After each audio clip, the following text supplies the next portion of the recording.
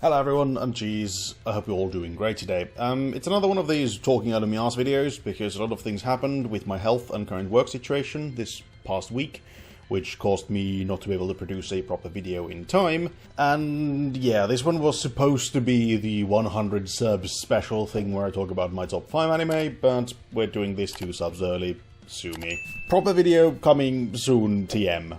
But with that, let's get on with our list. Oh, well, my list, really.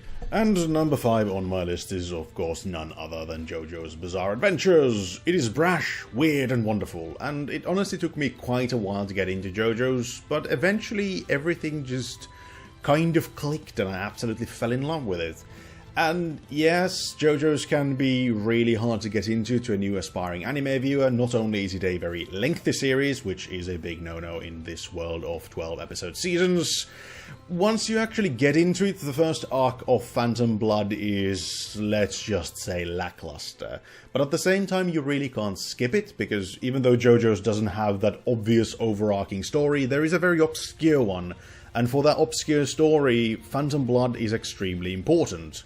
Really, the biggest charm of JoJo's to me is that it is almost multiple series tied into one peculiar background story. And at the same time, it's important to realize that when it comes to JoJo's, the whole it's the same, but different, but still the same, kind of works really well, because a lot of things change. The characters change from one arc to another, storytelling style changes, the power system goes from Hamon to Stans, and sometimes even the genre changes from vampire slaying almost horror-esque the ancient gods to battle shonen to weird slice of life stuff. But at the same time, it's still all the same JoJo's, really.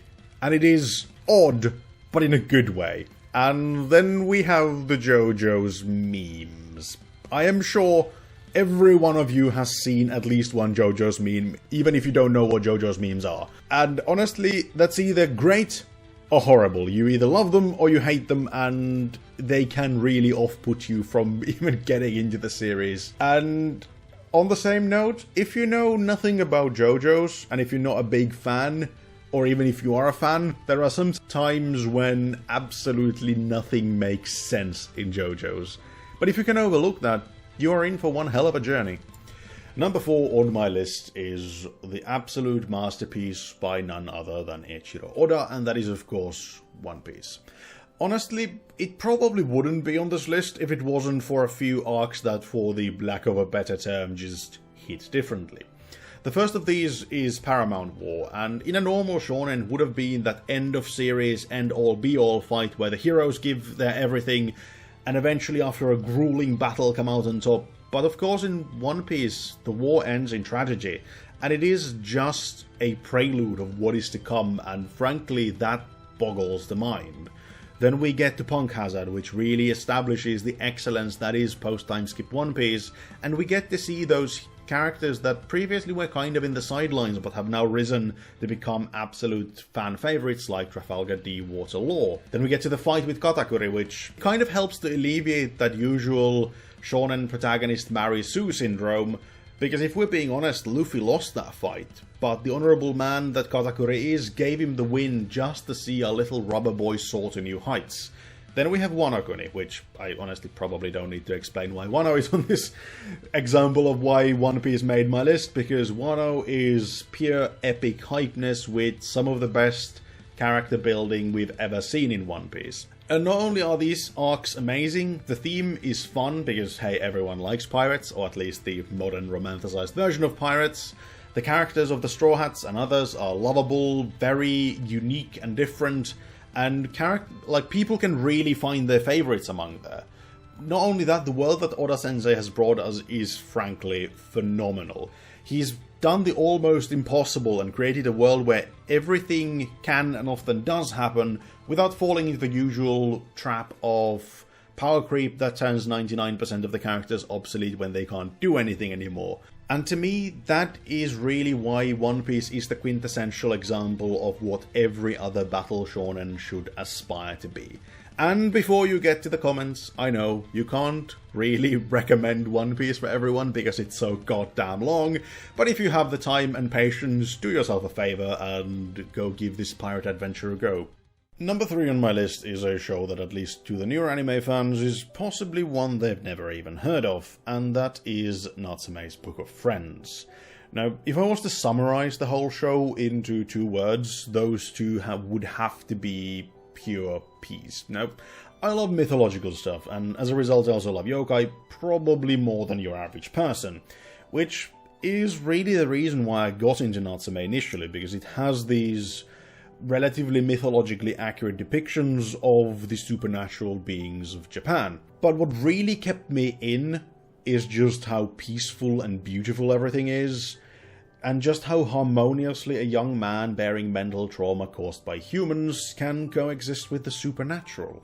And as the story progresses, events unfold that fracture this peace and cause turmoil in the yokai world, but as these events are solved, everything goes back to normal and the tranquility returns. And to me, this is really why Natsume's Book of Friends is the best, or at least almost the best feel-good anime out there. And I, at least for myself, can say that from time to time I need a feel-good anime that can detach me from just how shit real life can be. And if you're like me, go and walk in the woods with Natsume and maybe you too will fall in love with the show. Number 2 is the other feel-good anime you'll find on this list, and that is the one that's possibly even better than Natsume's Book of Friends at this, although be it for very different kinds of feel-good situations, and that is none other than Grand Blue. The diving one, not the weird Sky Adventure one. Sorry, there are gerbils being loud in the background, I'm sure that's coming through on the microphone. Grand Blue for me is the perfect storm of comedy, and yeah, the comedy really isn't for everyone in this one. I mean, how could absolutely everyone find it hilarious that there are big burly nude men getting drunk 24/7 and doing dumb shit? And while the comedy in this clicks perfectly with my sense of humor, it will definitely not do that for absolutely everybody. If I try to analyze why this is, it's possibly because the Finnish culture is surprisingly similar to the Japanese one when it comes to shit we find funny. Among all of this hilarity, there are also those wholesome moments of human interaction and even some romantic pursuits.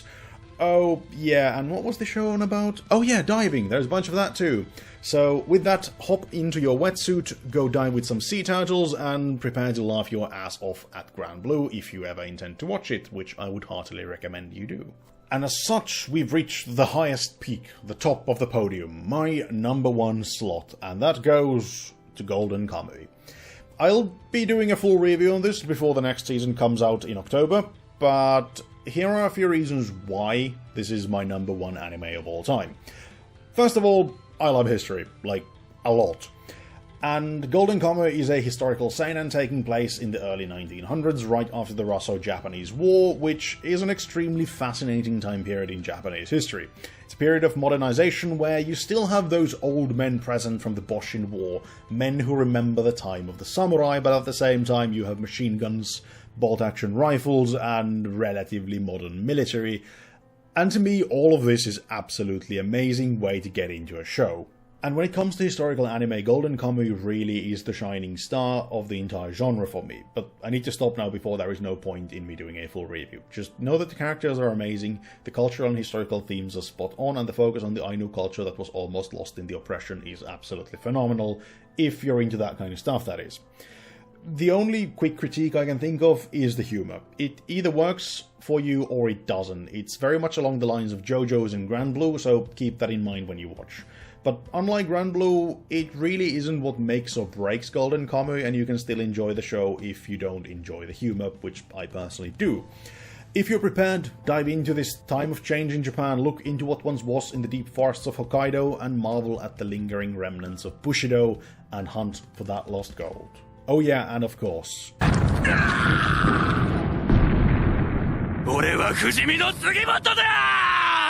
With that, leave your thoughts in the comments below and let me know if you agree or disagree. Do you like any of these anime, or maybe hate any of them? If you like this, like it, dislike if you didn't, subscribe if you're new, and check the links in the description if you want to engage with me outside of YouTube. With that, I have been Cheese, and I hope to see you guys next time with more anime goodness. Ta-ta for now.